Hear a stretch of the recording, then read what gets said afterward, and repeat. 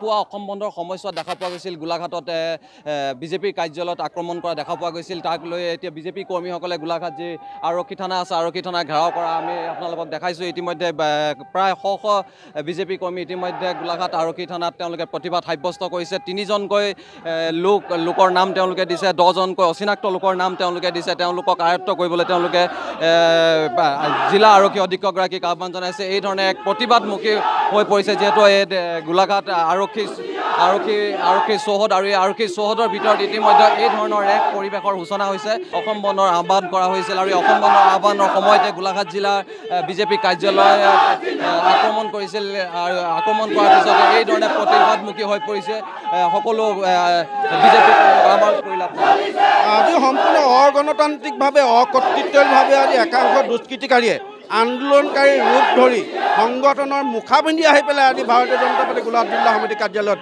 যিটো দুষ্কাৰ্য সংগঠিত কৰিলে তাক আমি কঠোৰ ভাষাৰে আজি গৰিহণা দিছোঁ।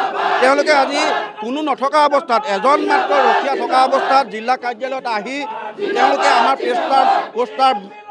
পোষ্টাৰ বেনাৰ জ্বলোৱাৰ লগতে প্ৰাক্তন প্ৰধানমন্ত্ৰী অটল বিহাৰী বাজপেয়ী ডাঙৰীয়াৰ যি প্ৰতিচ্ছবি সেই প্ৰতিচ্ছবি তেওঁলোকে জ্বলাই তেওঁলোকে পদাঘাত কৰি পেলাই আজি অপমান কৰিলে। তেওঁলোকে আমাৰ কাৰ্যালয়ৰ ভিতৰত প্ৰৱেশ কৰি কম্পিউটাৰ বিভিন্ন অংশ চুৰ কৰি লৈ গৈছে। গতিকে তেওঁলোকে চোৰৰ দৰে আহি পেলাই তেওঁলোকে দুষ্কাৰ্য সংগঠিত কৰিলে। সেইসকলক আজি আমি তেওঁলোক কাপুৰুষ বুলি অভিহিত কৰিছোঁ। নিশ্চিতভাৱে এজাহাৰ দাখিল কৰা হৈছে আৰক্ষীৰ তদন্তৰ খাতিৰত আমি ৰাজহুৱা নকৰোঁ নামকেইটা। কিন্তু আমি এটা কথা স্পষ্ট কৰিছোঁ যে আজি ৰাতিপুৱা 8:30 বজাত গোলাঘাট জিলা বিজেপি কাৰ্যালয়ত যিসকল আন্দোলনৰ নামত আন্দোলন কৰা দুষ্কৃতিকাৰীয়ে আহি তেওঁলোকে আমাৰ কম্পিউটাৰ সামগ্ৰী তেওঁলোকে চুৰি কৰি লৈ যায়, আমাৰ কাৰ্যালয় তেওঁলোকে জ্বলাই দিয়ে। তাত কৰ্তব্যৰত থকা যিজন নিৰাপত্তাৰক্ষী তেওঁক মাৰপিট কৰে, কৰ্তব্যত বাধা দিয়ে। একে সময়তে ভাৰতৰত্ন অটল বিহাৰী বাজপেয়ীৰ প্ৰতিচ্ছবিত তেওঁলোকে পদাঘাত কৰে আৰু তেওঁলোকে জ্বলাই দিয়ে। গতিকে এই ধৰণৰ কাৰ্যৰ কাৰণে এই ধৰণৰ কথা বতৰাৰ কাৰণে নিশ্চিতভাৱে তেওঁলোকৰ আমি নাম ধৰি তেওঁলোকৰ নামত আমি সেই আন্দোলনৰ নামত আন্দোলন কৰা দুষ্কৃতিকাৰীসকলৰ নামত আমি এজাহাৰ দাখিল কৰিছোঁ।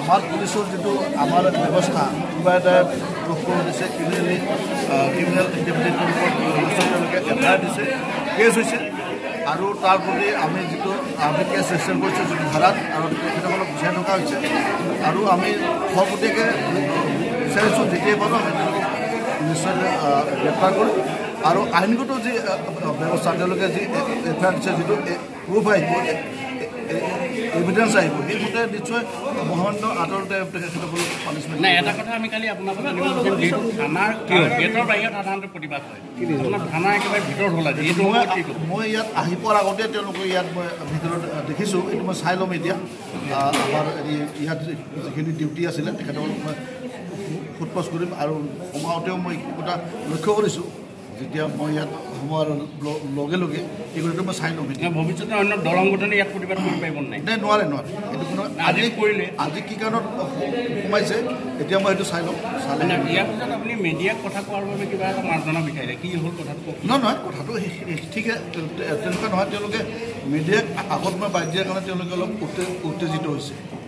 মানে তেওঁলোকে মোক চৰ্ত দিছে যে আপুনি আমাৰ লগত কথা পতাৰ পিছতহে একচুৱেলি মিডিয়াত বাইটটো দিব লাগে যে সিদ্ধান্তটো। তো আপোনালোকে মোক তাৰ আগতে কুৱেশ্যন কৰিলে, মোৰ তাত চবেই হেৰি আপোনালোকে যি কুৱেশ্যন কৰিলে চাৰিওফালে কেমেৰাবিলাক লাগি আছে ধৰক মইতো কিবা এটাতো ক'ব লাগিব। সেইটো আপোনাৰ